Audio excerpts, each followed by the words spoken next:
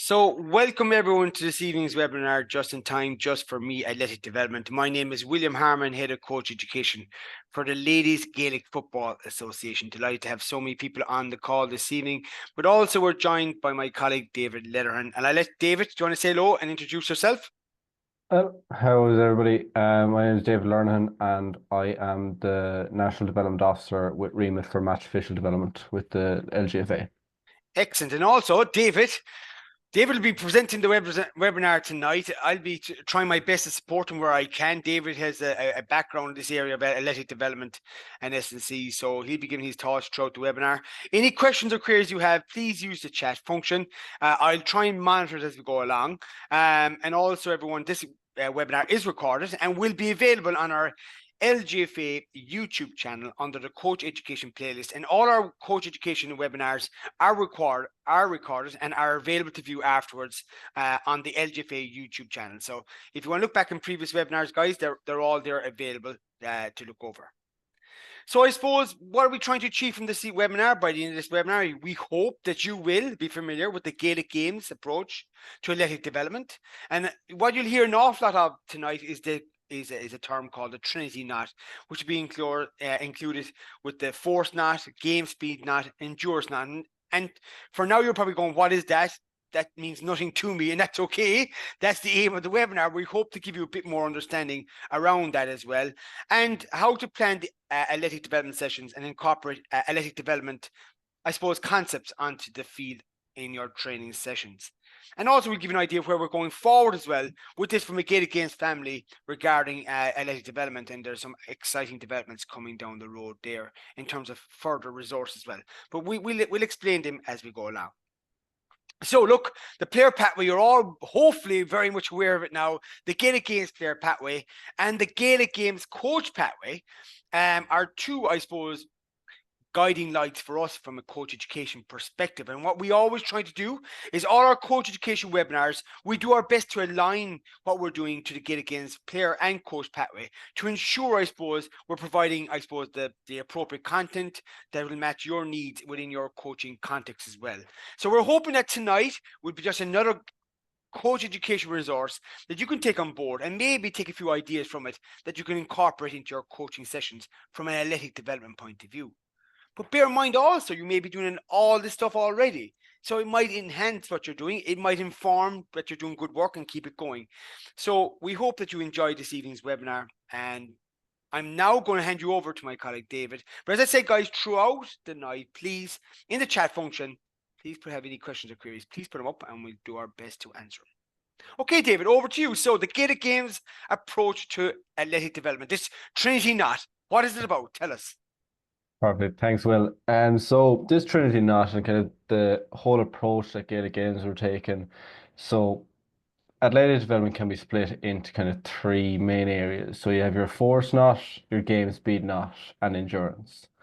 And we're going to kind of delve into each kind of separately and what kind of how each is situated into context for LGFA, and then potentially give you some key movements of how you could implement them into training sessions or how you develop it, but also then give you a few videos and just show you how you can bring this to life. Exactly, and I suppose there's a load. This is a huge area, like you see there on the farm. There's loads about growth and maturation. There's health benefits, retention, life participation. There's planning. There's so much. But tonight, David, I suppose we're just going to give people a bit of a taster around this Trinity knot and this concept, and that hopefully then down the road there'll be a module or a course, athletic development course that people can go into a bit more detail. Yeah. We'll just touch on the basic things that the kind of three major arcs of Yeah. athletic development, and then the rest kind of around the circle is kind of enhancers, and people just stuff that are important for athletic development, especially at our F3 youth phase, like your growth and maturation. But kind of if we touch on the three big things of force, game speed, and endurance, that kind of sits between your F1, F2 phase as well, Mm. and also your F3 plus for your youth and adult, both going Yeah. on higher as well. So David is referring there to the F1, F2, F3 phase of the player pathway, F1 being that nursery phase, F2 being that child go games phase, and F3 being that youth adult phase at club level. So that's where, when we're referring to the F1, F2, F3, that's what we mean by it. So the force knot, let's start off with that. In simple terms, what is it, David?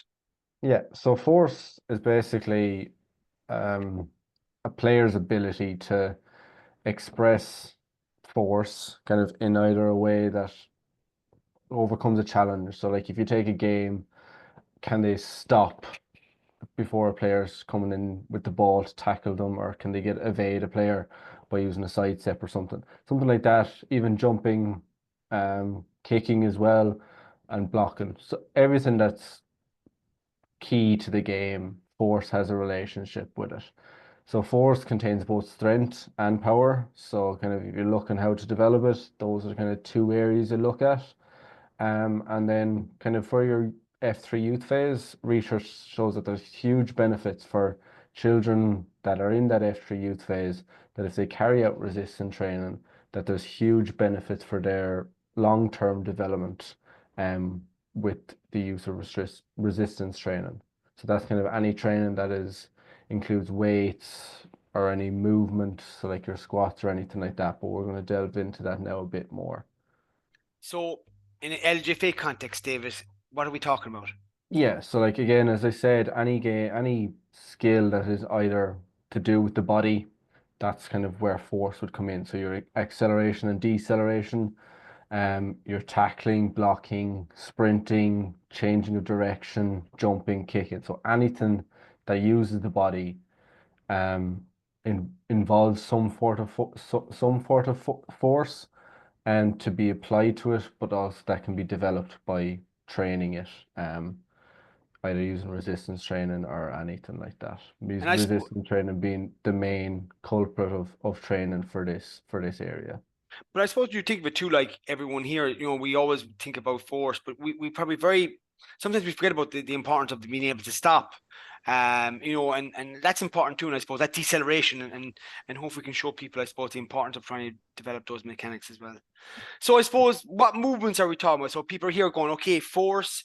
They're now aware that it's very important. Here are the key skills that applies to an LGF context in terms of acceleration, tackling, blocking, sprinting, jumping. But people going, okay, well, what kind of what kind of exercises does that look like in an LGFA context? And these are probably the movements and examples of them, really, David, aren't they? Yeah, so like if you carry on the left hand side there and just look at there, so your movement is a push movement, either that be a push up, your chest press, anything with your legs, like a squat would be also push exercise. And then you compare the opposite to a pull. So like if you're pushing up, you also need to be able to pull back. So again, either chin up or a seated row.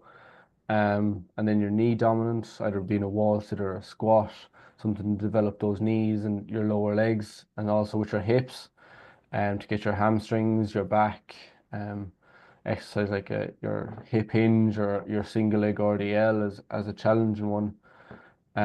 Another big thing, and I think this touches on every aspect that we just covered, core strength is huge, Mm. especially when tackling, and something that when you're doing off the ball, having good core strength kind of protects you in a lot of ways, from getting injured. And then jumping. So kind of jumping doesn't mean jumping straight up to in the air to catch a football. It also means being able to accelerate. You need to push from your legs, and it's basically a jump that you're going forward. So if you're trying to develop this force, just think of those three key movements: push, pull, knee dominant, hip dominant, core, and jump. And then you can kind of see yourself that it doesn't need to be like a push movement, doesn't need to be weighted. Again, push up is body weight. Chest press can be with a small little football. Anything that just gets the body movement is good. And then you can see pull-ups, you can use weights, bands, anything. Wall sit can be done on a training session at the side of it, either side of the field if you have an astro up against the fence. Hip hinge, either no weight, same with single leg RDL, doesn't have to be weighted. Plank, dead bug, no weight at all. And especially with the core, most exercises like a squat, your hip hinge, anything that gets your torso and your core moving is also going to develop it. So not just solely saying a plank or a dead bug is going to target it. Every exercise targets us because if you're doing it right, you're going to engage your core first, and that's going to strengthen it. And then jumping as well, jumping up, but also having those landing mechanics is key because the landing mechanics kind of translate to your deceleration mechanics. So like your stuff like you're landing on the balls of your feet, your your toes or your knees are not going over your toes. You're sitting back into it. You're going into a quarter to half squat. Stuff like that. Landing mechanics are very key, and especially at a young age, I think kids definitely need to learn how to land properly because that's how a lot of ACLs or bad ankle injuries, knee injuries come from not being able to absorb force through the legs, either through deceleration, through change in direction. That's where and good ankle stability and knee stability is key. So like your knee dominant exercise, but also your landing mechanics, developing those from a young age would be key. And I'm just thinking here from an LGFA context. I'm thinking about the female sport, and I'm thinking about female athletes are more success, I suppose, have a higher prevalence of knee injuries than their male counterparts. For example, ACLs. They're 6 times more likely to get an ACL injury than their male counterparts. 12 times more likely to get a recurrence on the other knee, and we've observed that recently in high-profile players as well. But the importance of the landing, so jumping and landing on both feet, soft knees, then turning off your left, turning off your right. And a lot of these, I suppose, injuries, in particular in lower limb, they're non-contact, David, aren't they? They're probably Yeah. through maybe just that simple, whatever way you landed, whatever way you twisted or turn. And I suppose the body mechanics is totally different to the male in terms of the ligament alignment from the hip to the knee is at an angle. So therefore, that leads that higher, I suppose, percentage of lower limb injuries. And I suppose also if you look at the kicking action as well in ladies football, and we probably always ask these questions about, in ladies football, there's a lot of punt kicking going on, and it's just important that again from that, I suppose, that hip point of view, open up the hips to allow the body to do an instep or even a hook kick. From a female perspective, it's just to make up the body mechanics of the male and the female body really. So while this stuff is all to do with athletic development, it's also got to do with a lot of other stuff as well. That if you do develop these areas, it does allow, I suppose, the player to develop their skills as well as a result of it. Yeah, and on with that, like a lot of these movements, and what we're going to touch on it probably a lot later with your game speed and endurance, most things can be done with a football and can be Yes. done. And the best thing for F3, your youth phase, is making sure these exercises are done either in your on-field sessions, but done in a fun way. Yeah. That and there's a bit of competition, but also it's challenging them physically. Can they? And we'll go on to the next video, which I think is a good one, that for incorporating in these into training sessions is challenging your balance. This is get your landing mechanics, your knee and ankle stability, but pairing people up and just doing this challenges them, and it's a bit of fun as well. I think I've done it with a few even se- senior college teams, and they love it. It's Yeah. always a bit if you have a bit of fun, a bit of competition, You can have a bit of crack, yeah. And then everyone is one. exactly. And in the chat function, let me know, does that video work for you? Please let me know in the chat function. Yes, you can see that video. If not, don't worry about it. We'll send the videos on afterwards in a separate link. Hopefully you can see that video going on. So I just play it their away. So yeah. So I'm just seeing the chat. Works fine. Brilliant. That's good to hear. Sorry, every time I click the chat, the video stops. So I'll stop that. But these are good, simple activities really that people can be using really, aren't they? And in the chat function, are these activities you use yourselves? Let us know. But how simple? Look, the plank here. We're having a bit of crack and a bit of competition and a bit of fun. But they're all very aligned to, I suppose, what we're trying to achieve. Really, do you know what I mean? So yeah. Yeah, it's a bit of fun, and I think not everyone thinks if you need to develop force, you need to go into a gym or you need to be in a hall doing circuits. I think athletic development over the last 5 to 10 years has come along a long way that you're getting out of the gym and it's nearly all done on pitch.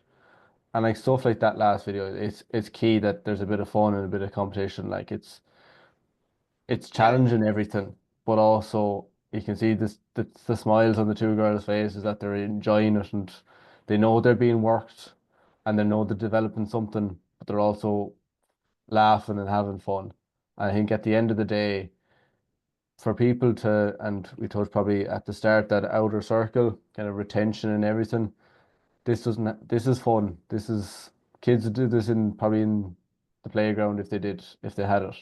yeah. So And it is really, David, I suppose what we're trying to tonight, and look, we'll signpost you later on to, if you want to go into more depth in all this, we'll signpost you. Don't worry, there's a great course coming up in this area. But these are just simple things you can do in our own sessions, every session, that can in play a role in what we're trying to achieve tonight. So we're just trying to make it simple for you, everyone, tonight, and we'll signpost you to the more complex stuff then later on. So the next one, anyway, I hope I have the video here. Let me know. I hope this works. Again, this is simple stuff. We were actually training last night, David. These are activities we're doing in between our tempos, you know. So we do a tempo run. A tempo, everyone, is where you probably run over 80 meters in a certain amount of time. And then while we rested, we did this, you know. So we had a bit of a race, and then we went back into the next set of, you know. So there's so many ways you can do things, really, to achieve what you want to achieve. And they're having fun, but they're developing aspects that they don't realize they're doing, really. yeah, And I suppose this really, like David, you know, you're the plank, you're crawling, you're jumping, yeah, you're landing. There's so many mechanics involved in this. yeah. And like once you get to the end, like the last person there, you're jumping, but you're also doing your deceleration, your landing mechanics that you need to stop and get down quickly. It's and it'd be vice versa. If you're on the ground and you're the last next person to go, you have to jump up like you would if you hit the ground in a game. You have to jump up and be ready to go then. Like Exactly. Yeah. And you it's see not. there, and even you see there, Dave, even some of the players are struggling to jump over. You know, they're trying to get the coordination right for it too. Like, so, Mhm. like, you know, and a lot of stuff too, it's around coordination and just getting used to doing these activities, and they can be incorporated in different ways. Yeah. Okay, we hope we're making it simple enough for you to understand. We hope you're showing you a few ideas that you can say, you know what, that's something I could do tomorrow morning. That's something I could do tomorrow night in my session. That's simplistic in nature. And there is a lot of other webinars we've done, guys, that have a lot more videos, but we just want to make it very simple for you tonight. So the next one, game speed, not. Um, Tell us about this, David. What's this about? So like if you look at game speed and kind of the proof is in the title, it's kind of speed and how do we optimize players moving at that optimal speed, but also demonstrating an effective running style, being efficient with their running style, and then accuracy and control. And it's kind of more for that's your more deceleration, but also you could think of accuracy and control of if you're running at speed and then kicking a ball, can you do that with Yeah. accuracy and control, um, and not losing out on your efficiency of your running, or sprinting? And that's interesting, David, because I'm just thinking ladies football, and I'm thinking in general. So I'm learning tonight that if we move well, so I can turn, jump, land. If my athletic form is very good, then my skills will be better. And Joe, that's the key into can we execute the skills at a really high level with real high efficiency. But if we don't have the movement quality or the athletic development, then we're going to find it difficult. So, for example, I'm doing a punt kick, David, but my core is not as strong as it should be, or my pillar, which is my shoulders to my hips, and that's not strong where it should be. Then I could be easily pushed off the ball, and maybe my kick mightn't go where I want to go. So this is where it all makes sense, everyone. So if you kind of develop these areas, it will help with the skill efficiency, really, won't it, Dave? You know? Yeah, yeah, and like you look at the top players in the game, they're able to execute any skill at probably their top speed. Yeah. And that's the key, probably getting to that top level is being able to execute any skill at high speed, but also high speed under pressure as well. That's Yes. another thing that has to come into it. So developing this and kind of as we touch on here, like how do we develop what's game speed look like in an LGFA context? So like you're sprinting, you're change of direction. Thing we said stopping, accelerating and decelerating. So like it's all to do with your nearly more your straight line running, but like your high speed running. So like you're sprinting and changing direction. Um, and that's all to do with speed. Like so, like you can take it down, you can take the game out of it, but it's speed basically what we're Mhm. looking at here in this game speed. But And Joe again, David, I was just there. There was the research actually, and there was research on we did on coaching sessions, everyone. And this is interesting because it's what we're doing in our sessions, everyone. If we do really high quality stuff, it's going to be good. So they need to be exposed to high speed running, and they need to be doing things at high speed as well. And I just research was showing that I think it was over 30 sessions we observed. 22% of the time players are dormant doing nothing. And I think, that's important. Like, so it's when we have our players, it's what are we doing with them for that hour? Is it really high quality stuff? And hopefully this will give you an idea that when you are doing your stuff, it's high quality that we're trying to go after, that'll increase your efficiency. So what's this about? 6 key movements. So key game speed. What activities should we be doing in our sessions, David? Tell me. yeah, so I think like if you look at game speed and speed in general, like anything that, and this is mainly the first four are to do with your effectiveness and your efficiency. So like your march, Yeah. your skip. So like your march is basically nearly a sprint. You're getting into a sprint formation, but at a walking pace. Mhm. Skip, nearly the same thing, but a slightly bit quicker. And then your wall knee drive for anyone that hasn't seen it before is this video here. So like you're going into either a fence or a wall, just lean forward, hands out straight, and then bringing one leg up kind of as you're sprinting or accelerating up to your kind of hip level, and then driving that leg back into the ground while also changing onto the other leg. So I let the video play.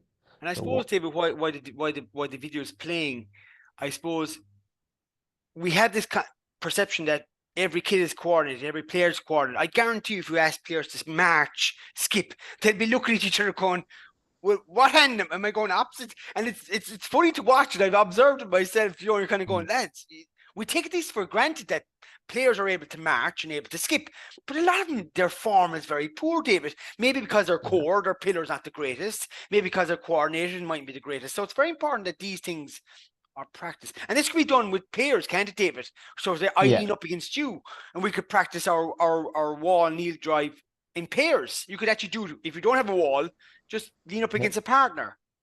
Yeah.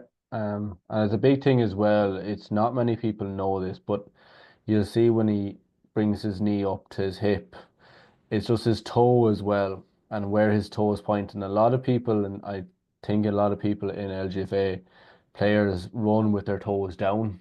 That's not efficient. Putting your toes up so that your next strike is on the balls just right under your toes, um, is more powerful then for your next run.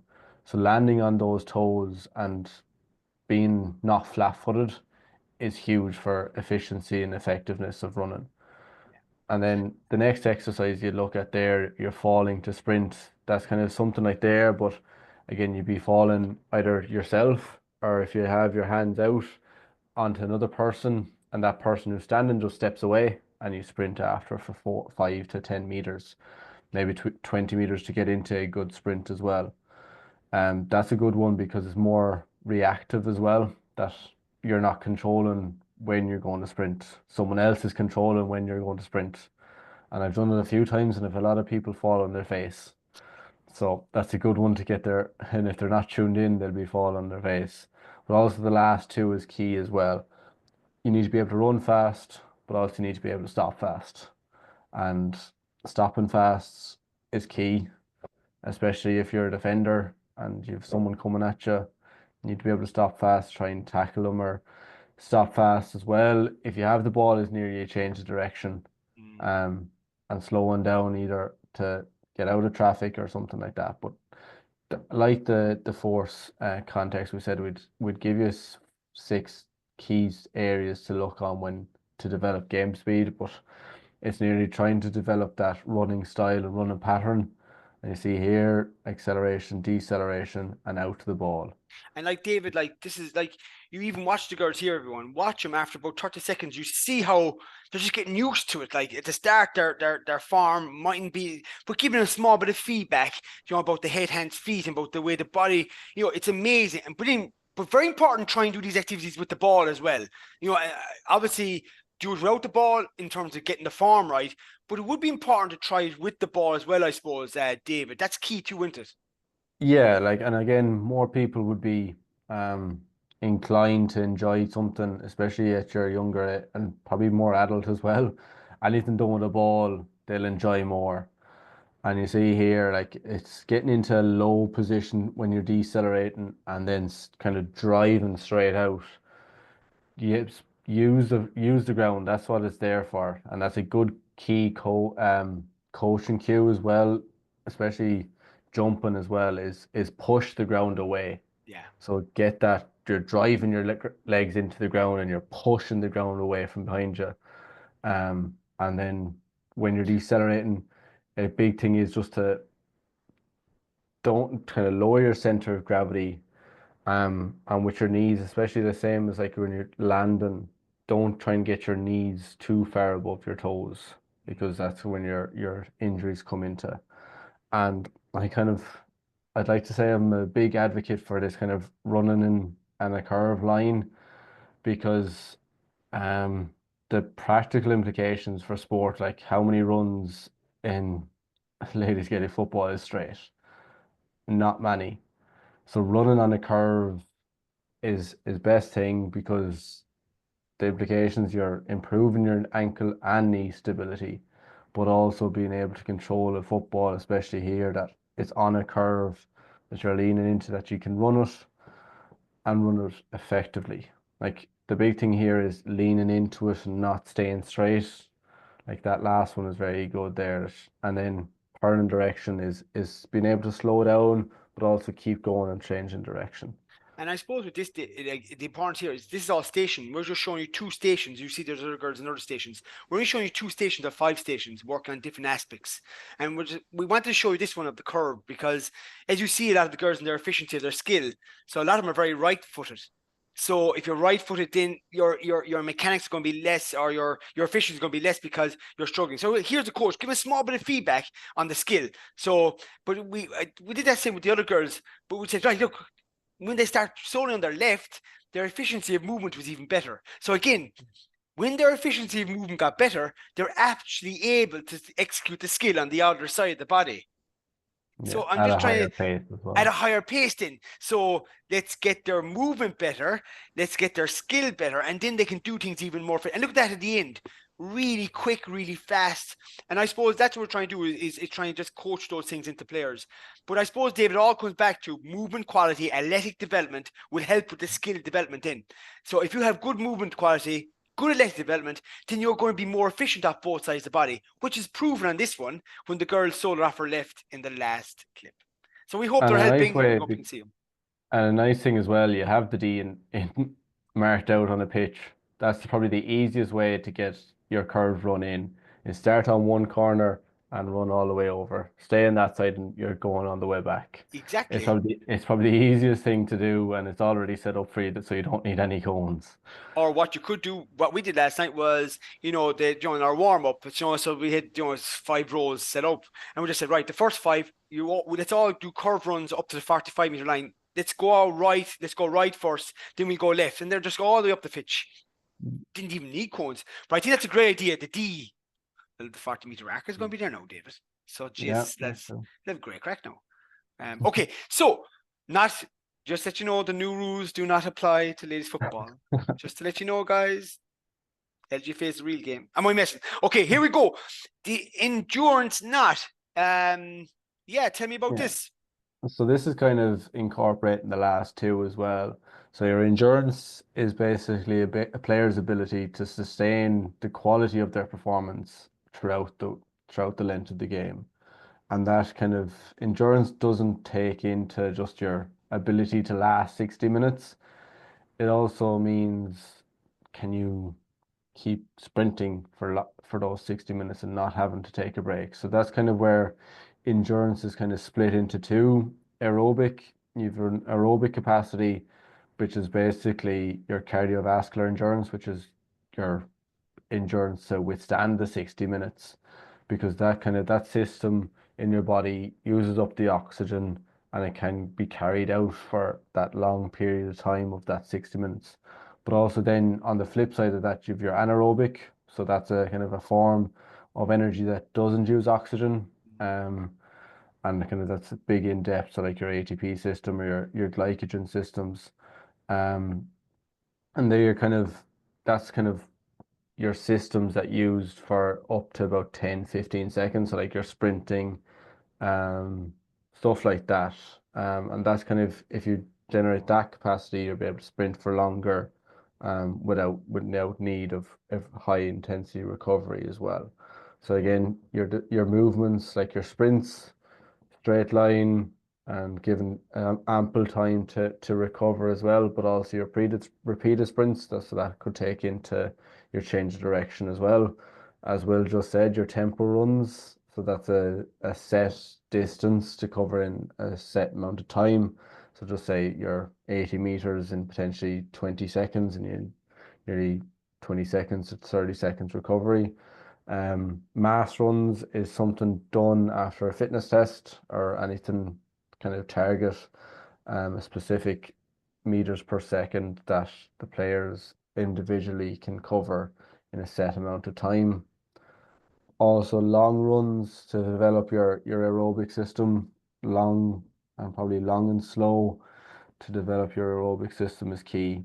And then the last thing, so if a player is injured, especially, and especially if it's a lower limb injury like a knee or ankle, stuff off feet, like cycling or rowing or a ski machine or assault bike, something like that, that they're not using their feet to run, but they can still do conditioning that targets their aerobic system. And I suppose it's just being creative here, you know. So, for example, you could do four sets of four tempos, and you might do an activity, a skill activity, you know, and or you might go back and do the other four. You know, just so many ways of doing it. You might have a races with the ball. That could be your sprint. So there is so like you know, there's so much you could do here.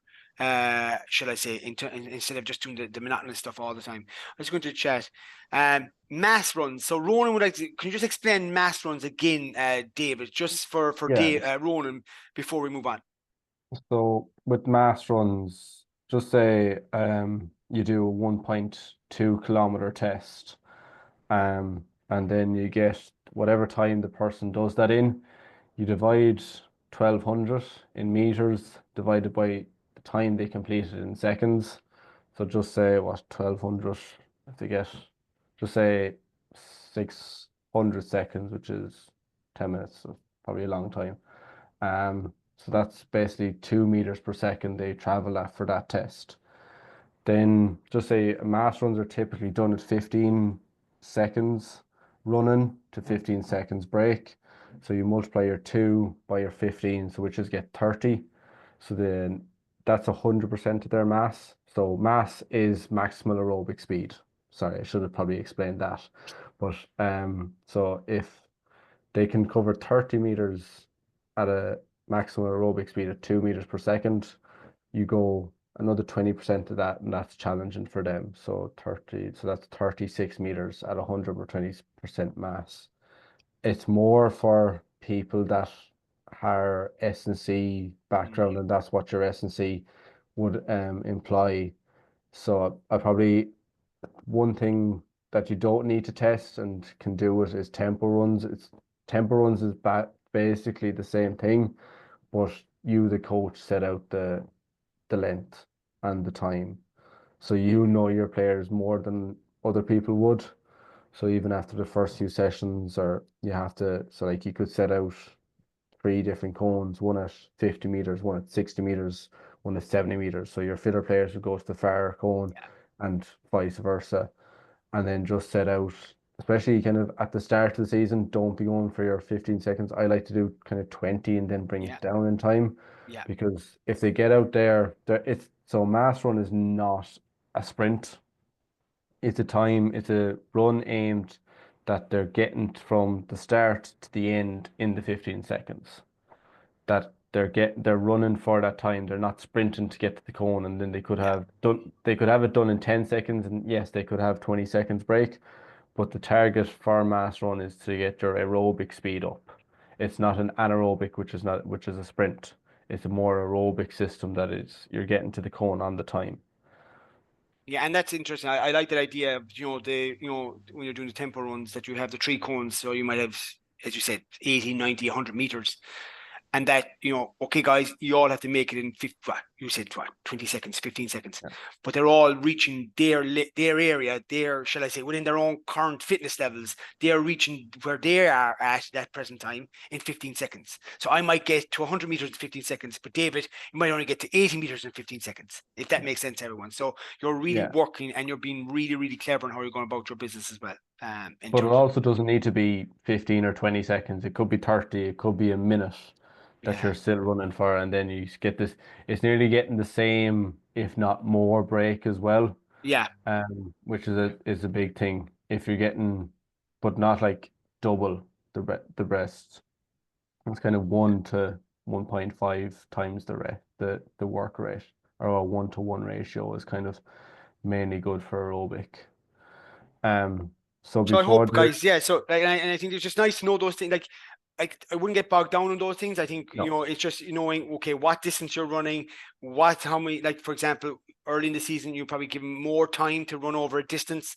As you go through the season, it'll come down and come down. You may even go into more, as you said, those mass runs and stuff. So yeah, hopefully that'll help regarding the same yeah, planning. and Just we'll show a few videos of how you can incorporate endurance to your on-field sessions just after this bit. But we're just going to kind of just touch on a bit of planning and how you can implement that to plan athletic development sessions. So a big thing is so the first one there, your player's total workload, um, not just what they do for yourself, but also what they do outside of training on a pitch, or when they are with the team, if they're at a school, club, county, if they do other sports. Being aware of your player's workload is huge, because you don't want someone playing a schools game the day before a club set training session and then going out doing a full session. Like their body mightn't be fully recovered to do it. And again, that player is going to be more susceptible to injury from that. So even just talking to your players, asking them, did they do a session before, or have a game the day before, or the same day even, with a lot of schools. And I think, David, just look at that, and it's nice. It's a nice little guide here, because you can see there's some guidance for players who are above 12 years of age, and there's players for guidance. The blue are more for under 11s, shall they say? But even those first fours, just being aware really of the workload, so that you can give guidance and support. That you can be aware of any spikes in players' workloads, and you can taper those loads to suit. But that comes down to just you as a coach, just finding out what are they doing from a week to week situation in terms of their workload or their training load. And that could be just a blank piece of paper, and they just write down what they did Monday, Tuesday, Wednesday, Thursday, Friday, Saturday, and just being aware of it. That's all really, into David. But even it's just a question before the session starts is, did anyone have a game yesterday? Or if you're in the locality and you know the schools could be playing school games, it's just being aware of who you have as players. Yeah. Um, it's kind of key, because especially with matches coming up pretty soon, you don't want players being not available for games. So just even asking the question either individually or to the group is big. And I suppose Um, even what I do in our sessions there, David, is that we put 4 different color cones. So if you're feeling tired after the session the night before, or 2 nights before, go to the yellow cone. If you're not too bad, go to yellow. And you know what? If you're feeling really good, go to green. And therefore, then it allows you how the bodies are feeling as well, and how the players are feeling. yeah, yeah, So just, I suppose, the other ones there about, I suppose, guidelines around, high intensity activities, playing full games within 60 hours, completing high. It's just really, again, just kind of being aware of all these things, really, David. Not getting bogged down with them, just being aware of them, no, really, isn't it? yeah, no, and it's kind of self-explanatory with playing 2 games within 60 hours. It's not really good for the body, and especially kind of your younger athletes. Yes, it's 2 60-minute games, but it could be like a blitz format is perfectly fine, but making sure people are getting fuel on board between those games is big for And I, younger age and I suppose, athletes. David, look, we players playing multiple sports, you know what I mean? Like, Yeah, and where possible, you try to Probably avoid is. where, but if they want to play multiple sports, just being aware of what they're doing and what they're at, and where can you support them where best you can. Do you know what I mean? Like, and there's always going to be clashing every now and then, but it's just being aware of that and having those conversations with those players. And I suppose then just educating players around all this sort of stuff as well, and encourage them, just get them to be aware of their own workload, even if they're logging it themselves. Because if you're writing something down, you're thinking about it, and you're probably just becoming more aware, and just communicate that to the players. Really, into Dave. Yeah, and you don't want to discourage people from playing multiple sports. There is research out there that shows players are more, if they single out a single sport too early, that's going to decrease their development. So let them play multiple sports for a longer period of time is also beneficial for them. And I suppose the big thing is rest. You should, and I suppose with people writing that down and observing, telling people having a day off is okay, having a rest day is okay. Do you know what I mean? Like, that is important that people do have that downtime as well. And also another big thing, especially for recovery, is nutrition, but that is another webinar in itself, so we won't get into that one. Yeah.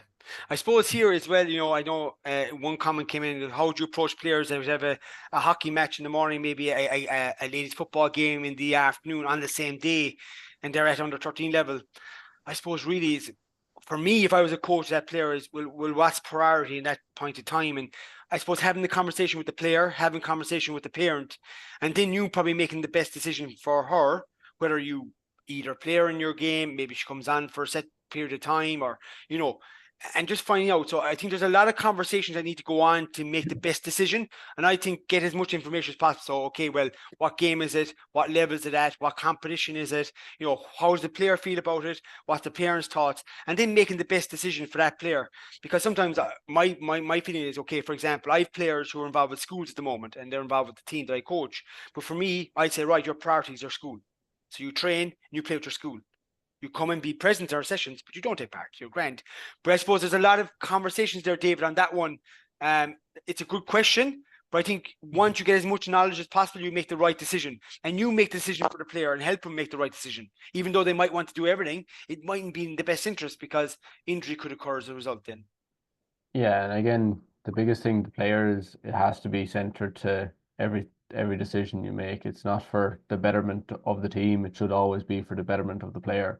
That if they are playing two games in one day, it's hopefully more that you decrease the load in the second one, or yeah, probably have to have a chat with the other manager as well to see is that kind of which game is more important, which has a higher standard or probably more important to the team that this player could be playing for. Potentially it's another conversation there, but Yeah. definitely every decision should be made for the betterment of the player. But Yeah. And also, that's a good point, of course. Have conversations with the other coaches. I suppose that's something that doesn't happen regularly, though, David, that mm, coaches, or maybe you could have the conversation and maybe one of the parties are not open to that. So therefore there you need to be brave and make the right decision for the players. And then I suppose in that situation too, going from hockey and to field sport is you're going from two different surfaces. You're going from hard surface to soft surface. So they're just things to be mindful of.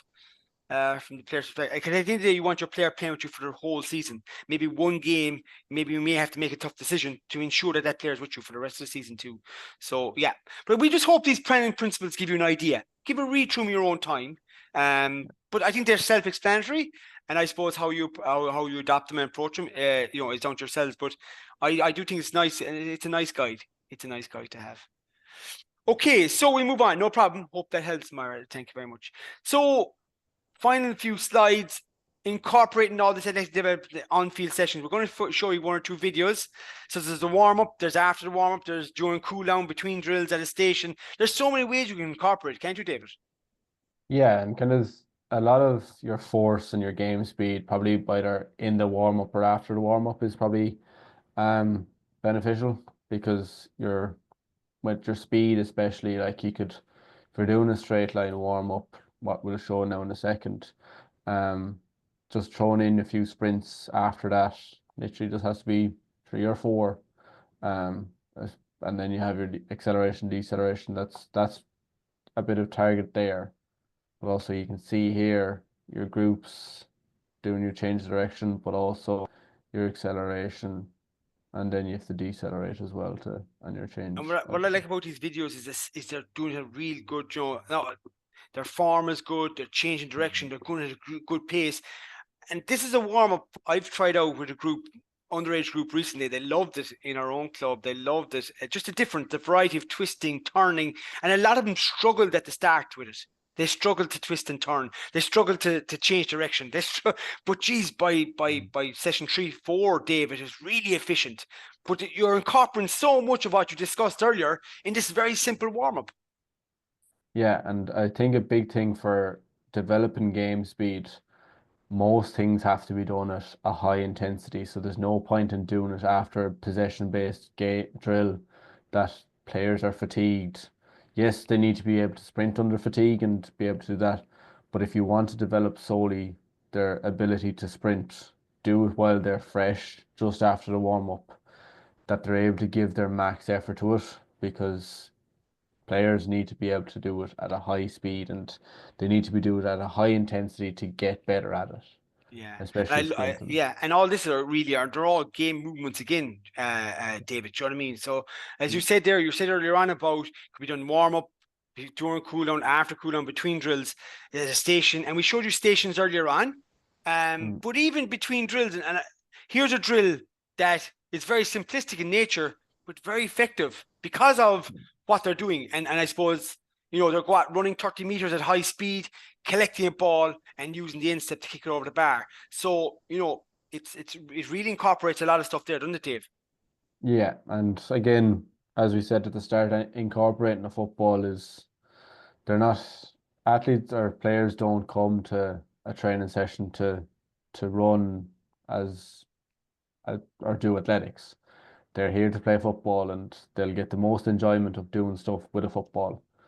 And anything you can incorporate, um, like this is speed, there's acceleration out to the cone, get back, look for the ball while at high speed, and then trying to take your score at high speed as well. It's all developing the core skills of the game, but also developing the core skills of athletic development. Exactly. And in this one, there's actually, I think there's 5 cones laid out.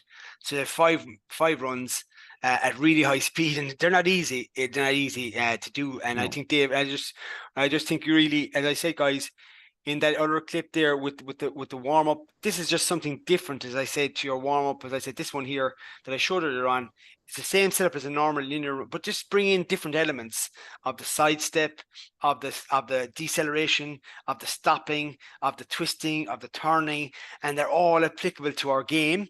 But they're all essential in terms of the development of the player throughout. But when you're watching this too, David, I suppose it's what's the arms are doing, what's the trunk doing, and anybody who has attended our LGFA level 1 coaching course, we cover an awful lot of this stuff in it as well. So you'll probably be very familiar to a lot of stuff that we're showing here. But look, yeah, in your own time, you can look back in the webinar over the coming days and give a look at these activities and try them out. I've tried them out, and players love them, David. They do. They just like something Oh, yeah. different. Yeah, Mm. you're achieving the same thing, but just something slightly different. Yeah. Okay. So everyone, and Dave, I'm going to ask you for your top 3 tips before we leave today. But everyone, if you enjoyed today's webinar, and we only gave you a tip of the iceberg in terms of, I suppose, the Trinity Knot and the Gaelic Games athletic development approach. But coming soon is an F3 Youth athletic development course for you. So if you love this and you want to know more about the force speed, you want to know more about game speed, you want to know more about endurance, you want to know more about planning and understanding growth maturation, then it's coming to you. We're piloting this at the moment. So you can access online modules and you can do them whenever you want. You can do them. You go online onto the Tubber, GAE Learning, which is called Tubber, and you'll be able to access these in your own time. So you can do these, the warm-up module. They're about 30 minutes in duration. You can go away for a week or so and you come back and do the force module, and you might try that out in your sessions. You come back. So you can do them in your own time.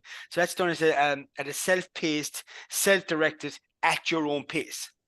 And then at the end of it, then we bring you all in, whoever's done that, there'll be regional practical sessions whereby, okay, if you come for a 1 day practical session whereby all these, they go through the force module, the game speed module, the endurance, and you're physically doing them on the day, on a full day practical. But it's exciting, and I think you'll really enjoy it, everyone. And we're looking forward to rolling this out. We'll be piloting it ourselves from an LGFA perspective over the coming weeks. But it's coming soon. It's ready. It is there. All the videos are done. All the material is there. We're just piloting at the moment. But that'll be available to everybody in the coming weeks. And you can go through all the stuff in a bit more detail for yourself in your own pace over the coming weeks. And then if you've got time and you'll see these venues across the country, whether it be the Gaelic Games, Camogie, LGFA, you'll be able to go to a practical session. And that'll be, that'll help you then get a better understanding of all this material. So in the chat function, everyone, tell me, how did you find the session? What did you take from the session, everyone? And David, I leave you with give me your top 3 tips from tonight. So probably my number 1 is make sure everything is fun. Yeah. Like that's a big thing, and it goes around in any course at all. It's make sure things are done with a bit of fun. And like the more fun it is, more people will buy into it. A big thing is if you're trying to develop sprint speed, is do it at a high intensity and make sure the players are not fatigued. But also if they just say they sprint, give them plenty of time to recover, that they're at 100% ready to go again. I don't know about number 3. Mass runs Jeez, are not yeah. the mass runs are not the be all and end all. They're not the end all Um, be all. Yeah, no, yeah, but again, probably another thing is with the ball, yeah. making sure that everything that we've touched on can be implemented with a ball. So, and again, it comes back to that fun aspect. If it's with a ball, people will buy into it a bit more. So, I'll Yeah, probably those and 3. fun, everyone. Fun is not, what I mean, lally da. Fun is enjoyment. Like as I say, we're doing our own sessions at the moment, and they're tough, and we're doing exactly what's here, guys. There's nothing. I wouldn't say I'm an S&C coach. I'm a coach, but I have an idea what I'm looking for from listening to the likes of David and listening to all these webinars. I have an idea what I'm looking for from a form point of view. But the players are enjoying it. They're smiling. It's difficult, but when something is challenging and it's tough, it can be enjoyable as well. And that's the whole essence of what we do. So we hope you enjoy this evening. So David, listen, thank you very much for today. Really hope you enjoyed it, everyone. This is available to you as of tomorrow afternoon on the LGFA YouTube channel. If you want to give a look at that, there's loads of other coach education webinars we've done. We actually did physical considerations. We did loads of other stuff. We did other videos there as well. Give a look at them in your own time. And also that F3 Youth athletic development course is coming on stream soon, so you can learn a bit more on those areas over the coming weeks and months, and maybe we might see you on one of those practical days over the coming months as well. So on that note, I hope you enjoyed tonight. David, thank you very much again. I really enjoyed it as well. And if anybody's any questions or queries, do not hesitate to make contact at any stage. We're back again in a few weeks' time for our next coach education webinar. Watch out for that, and we look forward to seeing you then. So again, thanks again, and good night to everyone. Right.